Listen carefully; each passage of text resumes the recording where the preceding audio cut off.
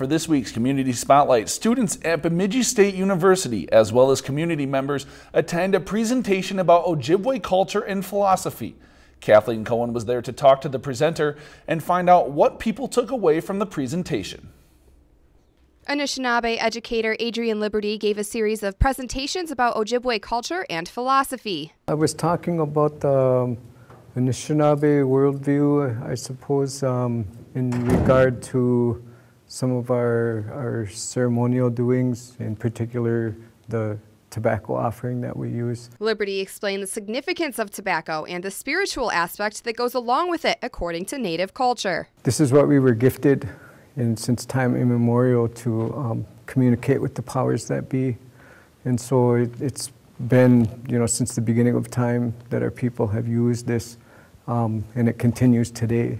And part of my task is just to help others gain an understanding of what that is that we do when we do use tobacco.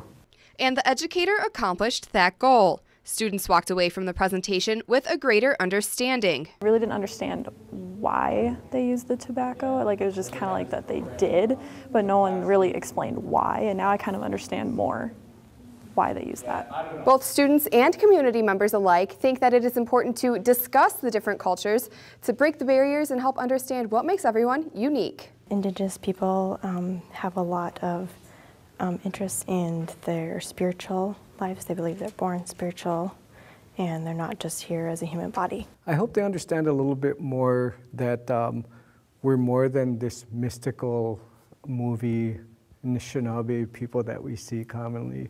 We're not just about beadwork and just some stoic look or whatever. That there's a real depth to what we've been given and what we can share with the world. And overall, everyone who attended walked away with more knowledge and understanding about tobacco usage and spirituality of the Ojibwe culture.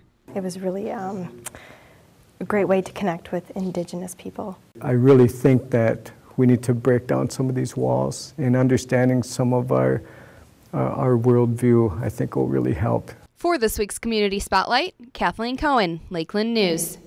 If you've enjoyed this segment of Lakeland News, please consider making a tax-deductible contribution to Lakeland Public Television.